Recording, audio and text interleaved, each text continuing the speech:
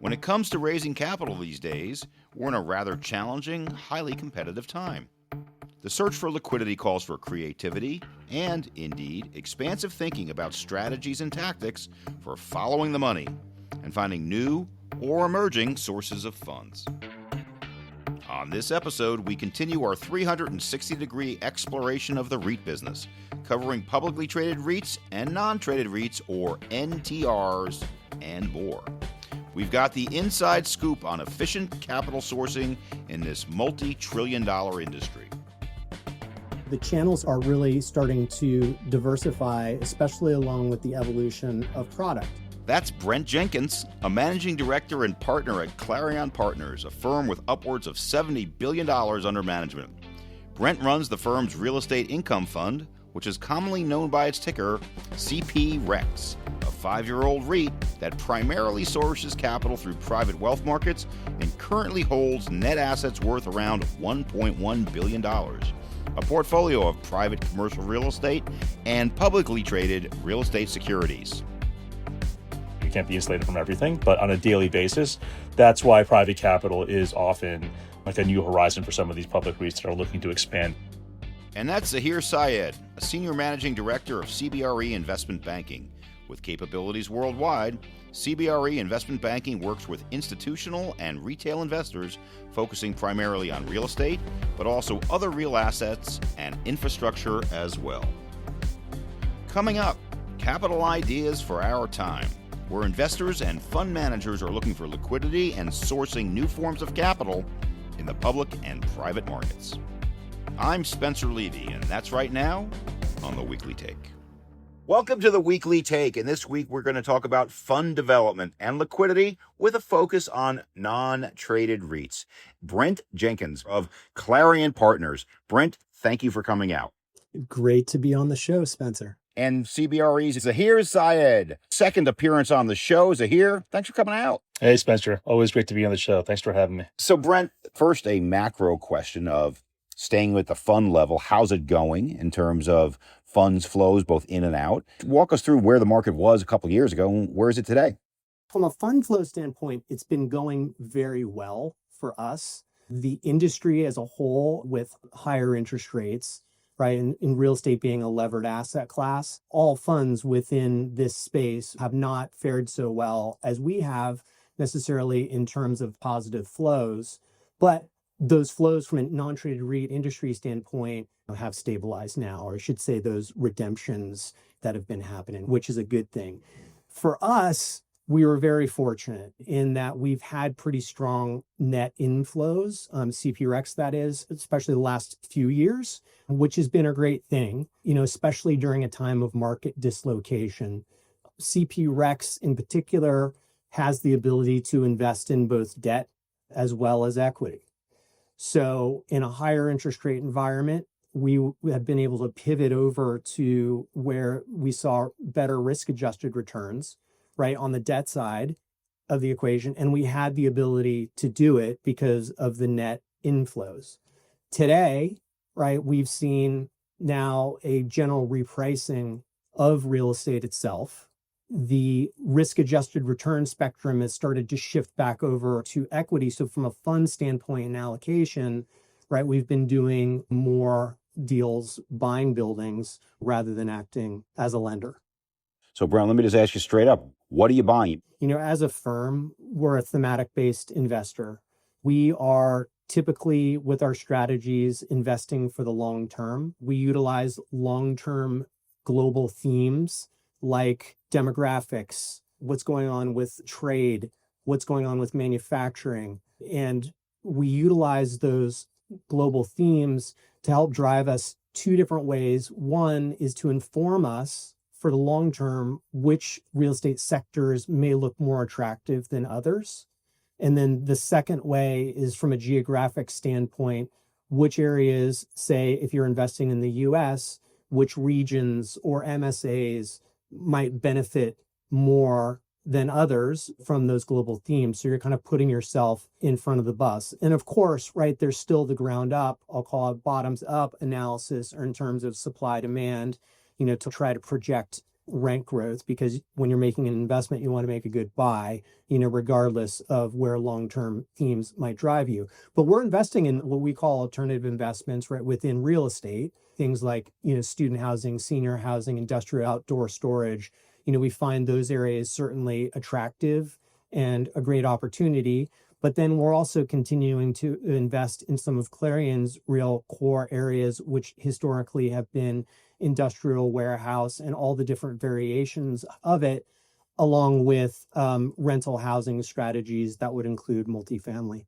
Zaahir, I think it's fair to say that fundraising for core has been tough over the last 18, 24 months, maybe longer, generally.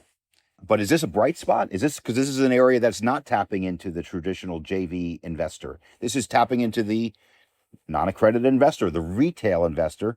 And if that is in fact the case, do you think that's a direction core funds might go?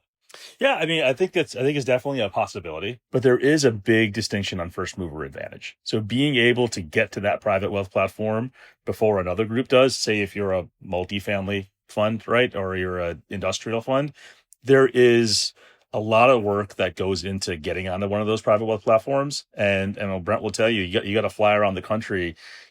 Quad City, Iowa was the one I mentioned to him before. Is like, you got to talk to all the brokers and all the advisors and really get them on board.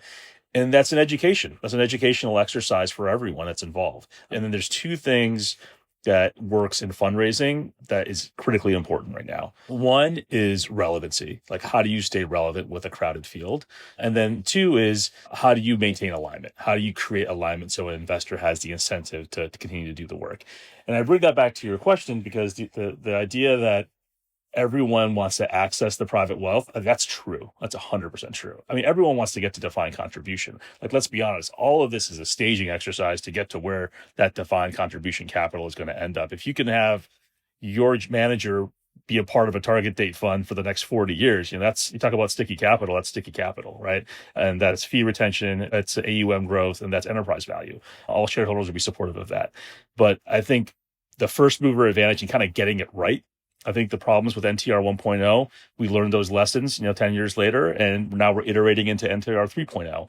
And the better we get at this and the better we can educate our investors as a manager or as a banker, it really pays dividends forward, not actually, but, the dividends and actually being able to create that trust with the retail investor. And that's something I think was probably missed 20 years ago, the value behind that.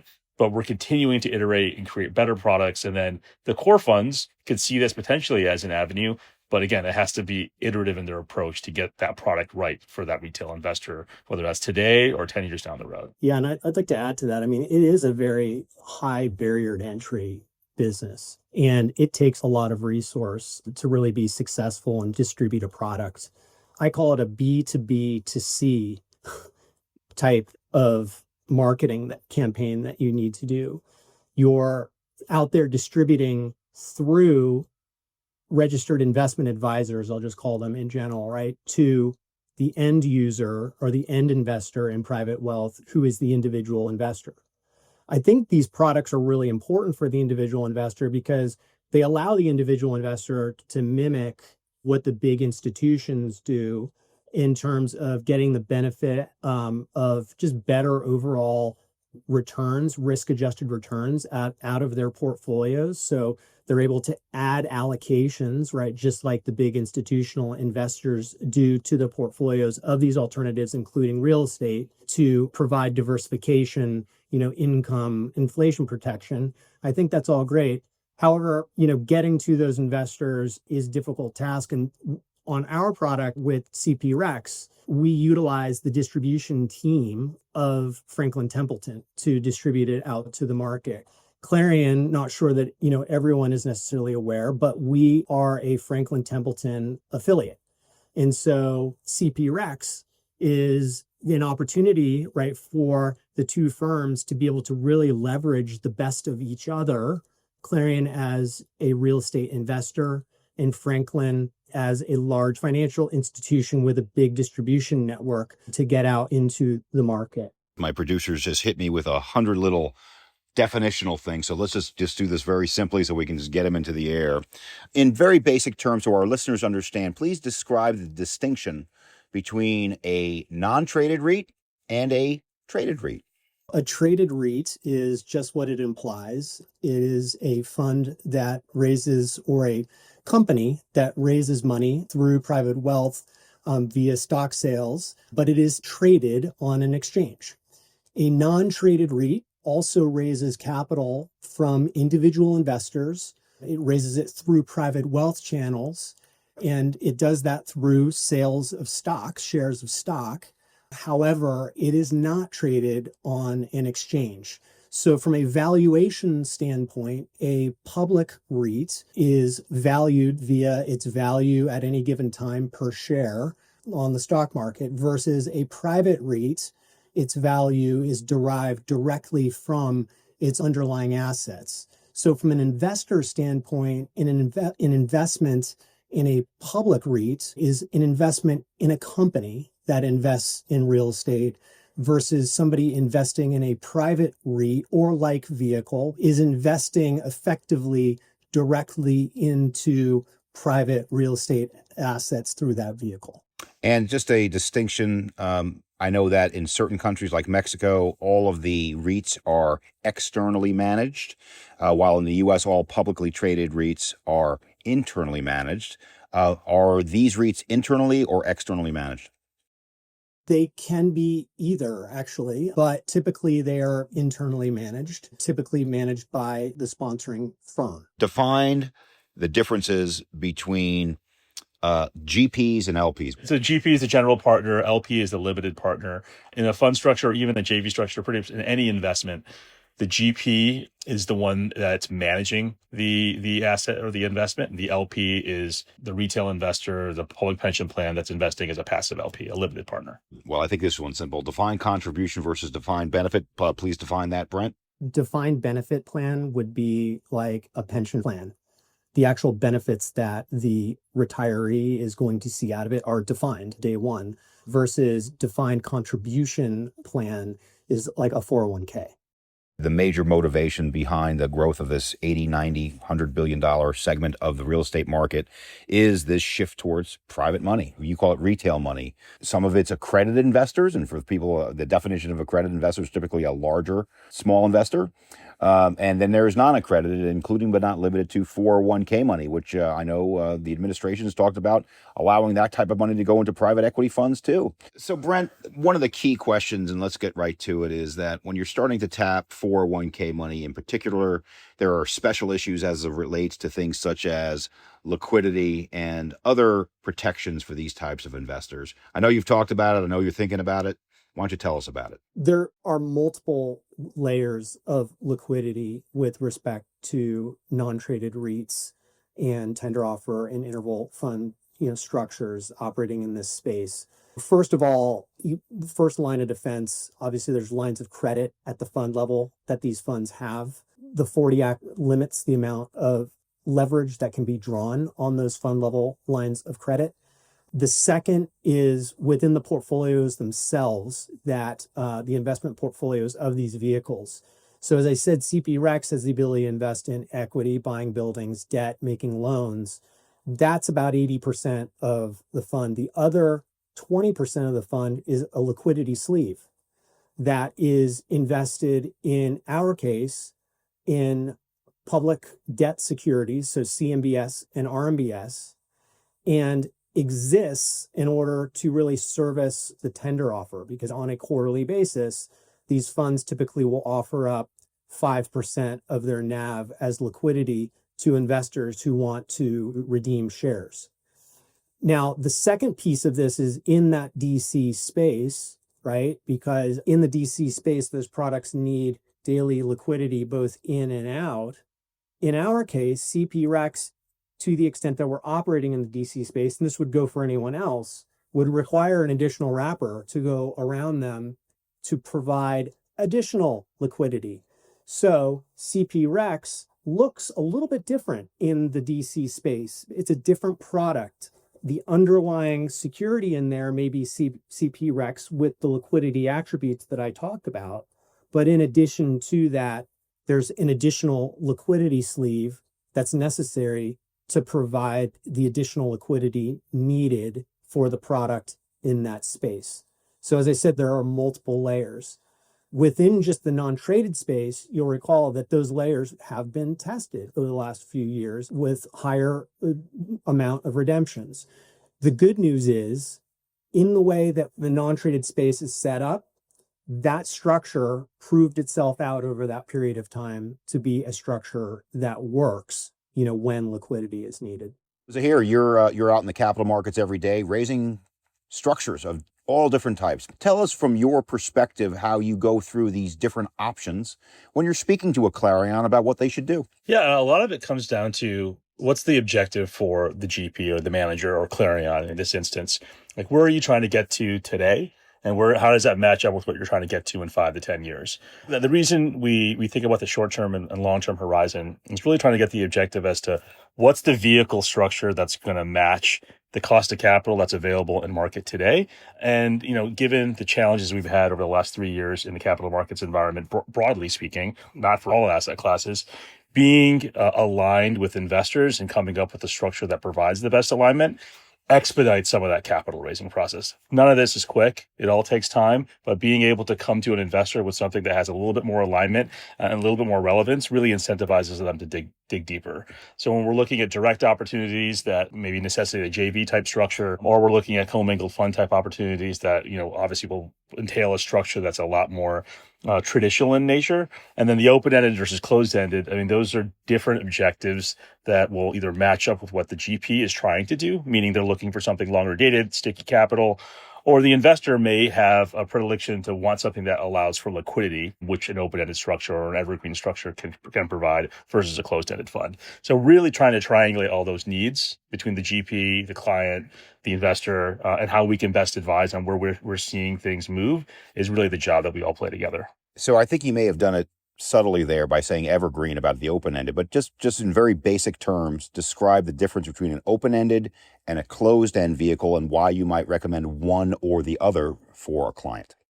Yeah, absolutely. So closed-ended, typical fund life is, like 10 years. So you have a 3 to 4 year investment period where the investor is giving their capital, committing their capital to a manager of a fund. Within 3 to 4 years, they deploy all that capital. Then there's the harvest period. And then there's dispositions that happen, towards the 7 to 10 years of that fund life cycle. That's all closed-ended in nature, meaning that there's no way to get out of it unless you facilitate a secondaries transaction, which isn't a normal course of business for a closed-ended fund. There's always exceptions to a rule. But on the open-ended side, it's built with the capabilities to provide liquidity. There's a redemption queue, the valuations that are being conducted on a quarterly or monthly or sometimes even more frequent basis that provides transparency as to what that pricing actually is. And that's the fundamental nature that makes open-ended funds a little bit different than closed-ended funds. And also the assets that kind of go into that. That's a longer conversation, but we can really break out why certain structures on the closed-ended side make sense versus assets that would be held in an open-ended structure. So, Brent, without going into every vehicle that Clarion has, let's just talk about your vehicle. Why this vehicle, and compare and contrast it to the others, why your vehicle might be attractive to some investors more than some of the others. Sure. Clarion has a pretty long history. It goes back over 40 years. And through most of those 40 years, the firm has invested on behalf of institutional investors, primarily through core plus strategies. A number of those strategies are large open-ended funds. Over the last 10 years, especially, right, there have been a whole slew of new products out there, investment products like non-traded REITs, tender offer funds, interval funds that really work well with real estate and is a growing, private wealth certainly is a growing sector of the market. And so Clarion, starting in the late 2000 teens, started to pivot over to really open up its platform to those individual investors through a couple of different strategies. One of those strategies being CPREX. And at the time, for individual investors, they had a couple of different options to be able to invest in real estate. One, of course, owning real estate yourself.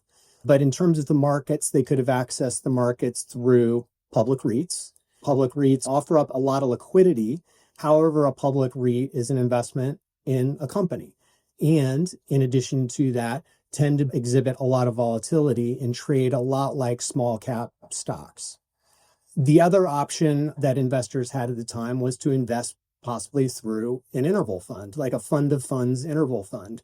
However, there's issues there like double fees, because really it's a fund that invests in other funds. And so what we decided to do was try to offer up something that was a little bit different, and ended up structuring ourselves as a 40 Act tender offer fund that gave investors the ability to invest directly in real estate without double fees and without, some of the downsides of the non-traded REIT structure. So Zaahir, you've been in the capital markets for a long time. I used to cover the non-traded space years and years ago, but there's been a big evolution. In your opinion, what's changed? If you take a step back, the broader backdrop of real estate, private investing in a fund structure has evolved quite dramatically over the last 25 years.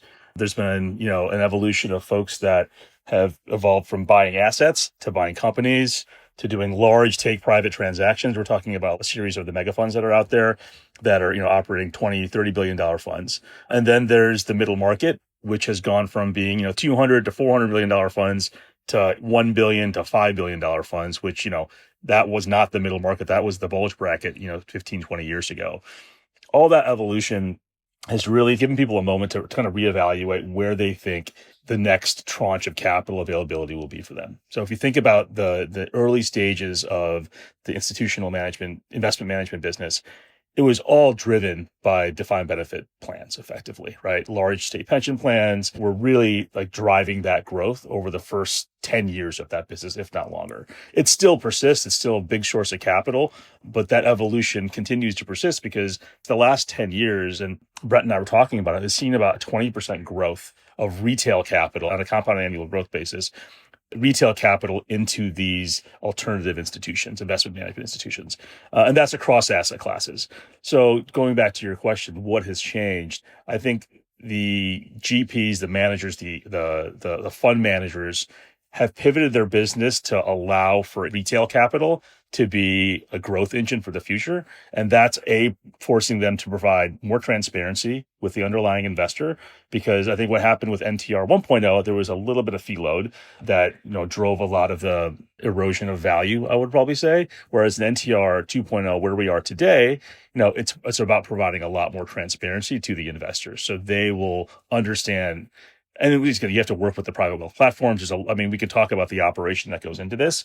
And it has to be a lot more transparency now versus years ago. And that's allowed investors to have a willingness to continue to invest in this new asset class because it is a new asset class for that group. I agree with everything that Zaahir said in terms of 1.0 and 2.0. And I would even go so far as to say now we're into 3.0 in terms of the non-traded REIT structure, with the advent of tender offer, 40 Act tender offer funds, as well as interval funds. So, for example, the 40 Act actually requires additional transparency, for example, beyond what is currently offered by non-traded REITs in areas like leverage.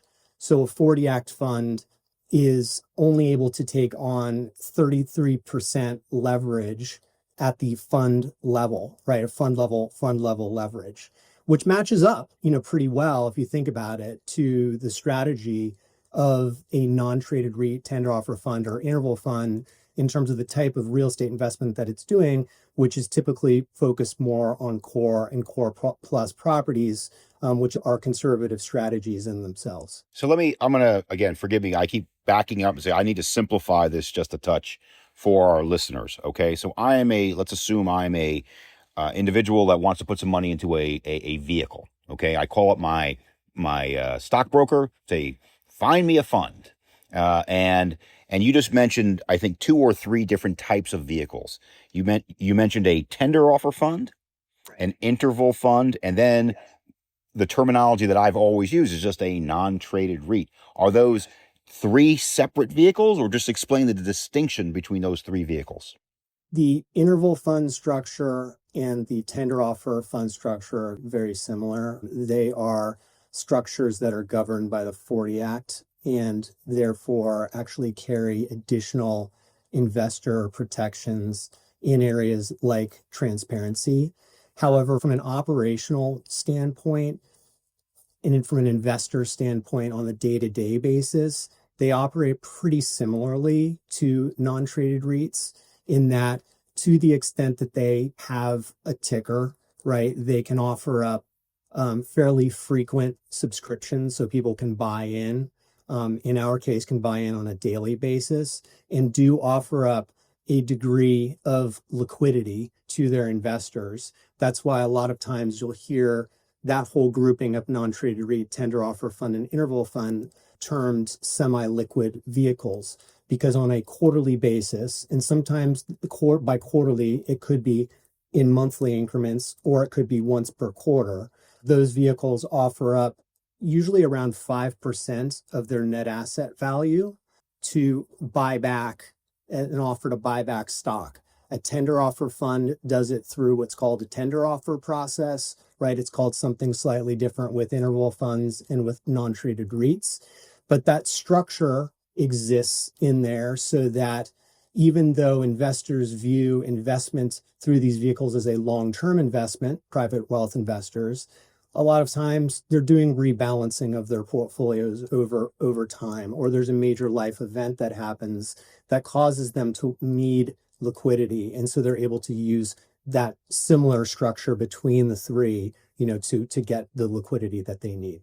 And the liquidity you're saying is about 5% per quarter is what your vehicle offers, ballpark? 5%. Yeah. That's pretty typical in the space.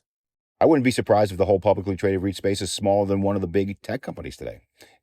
So real estate is still a relatively small industry. Is that a fair way to put it, Zaahir? Yeah, I mean, if you look at how much capital has been raised in private equity, in infrastructure, and venture, it's still relatively small on a gross capital basis. I think one of the things that's really interesting when you talk about public REITs and the size and scale there is the reason why a lot of groups turn towards private capital is because there's a stickiness that comes alongside with it, which is really beneficial for any manager, but also that lack of volatility that you have in the public markets. You're really relatively insulated from that if you're raising a private capital vehicle to a certain extent. Obviously, you can't be insulated from everything, but on a daily basis, that's why private capital is often like a new horizon for some of these public REITs that are looking to expand into either start a new strategy, incubate a new strategy, or have access to diversified capital that's outside of the public shareholders. As you look out over the next couple of years, how big is this segment of the market going to be? And how far are we going to go to tap into 401k money, non-accredited investors, the broker-dealer network, and how big of a part is the non-traded REIT space going to be to capture some of that capital? I think it's going to be a major piece. Zaahir mentioned the growth rate of the alternatives, private alternative space, which over the last 5 years, it's been growing at about a 20% CAGR. Real estate as a one sector within alternatives has been growing at about a 10% CAGR clip over that same time period. So there's quite a bit of growth in those channels. And those channels are continuing, as you said, to diversify. Right now, today, I call them the traditional channels within the US through which the distribution of non-traded REITs happen would be RIAs, so independent registered investment advisors, to independent broker dealers, slightly larger firms, generally speaking, and then wirehouses, which are really the big boys. Those are the traditional channels. But as you mentioned, the channels are really starting to diversify, especially along with the evolution of product. So the DC channel, right, has been in the overall retirement channel is another source. DC channel is it's about a $12 to $14 trillion market that's barely been really penetrated by non-traded REITs. There are some structural issues with that market that had to be overcome in order to offer these types of products up through those channels. We as an industry, have solved that. One of the big hurdles is daily liquidity. They need to look like, if you think about the types of products in the DC market, right? You have, ETFs, you've got mutual funds, and, what's common about those is that they're producing a daily value, right? And there's daily liquidity associated with them. So not only can people buy in, right, to those products on a daily basis, they also have the ability to trade out of them on a daily basis. So the products that are being developed to include real estate in the DC channel include additional liquidity. That best description kind of wrapped around, right, a product like a CP Rex or a non-traded REIT to create that additional liquidity to make them function like existing products in those channels. And so where we're seeing a lot of the evolution is in development of that. And we're starting now to see penetration, right, of real estate into DC. Zaahir, from a capital markets perspective, from the perspective of the person people come to say, I need to raise money over the next couple of years, what do you see big picture, and where do non-traded REITs play into that? I'll take the first question on big picture. And I think that, listen, I feel better now than I had in several years. I think every year everyone's like, you know what, it's next year. It's next year. I think the conversations I've had with large investors over the last several months have been pretty, I don't want to say promising, but they've been constructive. And I'll give an example. I was talking to a large pension plan, and they talked about their allocation to real estate. They were going to cut it from X% to Y%, and they were cutting it. And as a placement agent, that's like a knife to the heart. It's like, that's the capital that would go to one of my GPs that would ultimately pay me. But on hearing the science behind it and the rationale behind it, because of the public markets rally, because of not being able to allocate to real estate for effectively 2.5 years, right? That investors' allocation to real estate was completely deteriorated in general. It went down from 6% to like 4%. So for them to get to their target of some high number, it's paralysis. Being able to make decisions to fill that gap it's really tough because you have a long way to go. Shortening that allocation actually opens up the chamber so you can not be paralyzed anymore because you have a smaller target to kind of get to. And it became a lot more positive in my view when I heard that feedback, because it's like, all right, now you kind of know how much money you have to work with over the next 18 months. So you can be more strategic about where you want to place that capital. If it's a crazy amount of money you got to put to work in the next year, it's really tough to make decisions. Now, I use that anecdote as an example of some robustness for real estate finally coming up again. I mean, that it has to do with the market settling a little bit. It has to do with interest rates coming down a little bit. But at the end of the day, capital markets hasn't allocated to real estate in scale for the past 3 years. So that void is going to be hopefully helpful for the new managers that are in market next year trying to raise capital for their funds. But I think you juxtapose that with, the other large sources of capital for commingled funds, which is endowments and foundations. And endowment and foundations, just so everyone's clear, they invest typically as a private markets investor. They're not necessarily having a real estate person run that book and a private equity person run that book and, natural resources. It really is private markets. So when rates were elevated, you could easily pivot to some other asset class within private markets. Now that we're effectively underallocated to real estate, we see that as hopefully being another source of capital over the next cycle. Well, on behalf of the Weekly Take, what a great conversation about fund development, liquidity, non-traded REITs, and other similar vehicles, the past and the future. And we had Brent Jenkins, Managing Director, Clarion Partners. Brent, thanks for coming out. Thank you. And then we had our own Zaahir Syed, second time on the show. First time was a charm, but second time even better. Thanks for coming out, Zaahir. Thanks, Spence. Thanks, Brent. For more capital ideas, there's related content on our website at cbre.com/theweeklytake.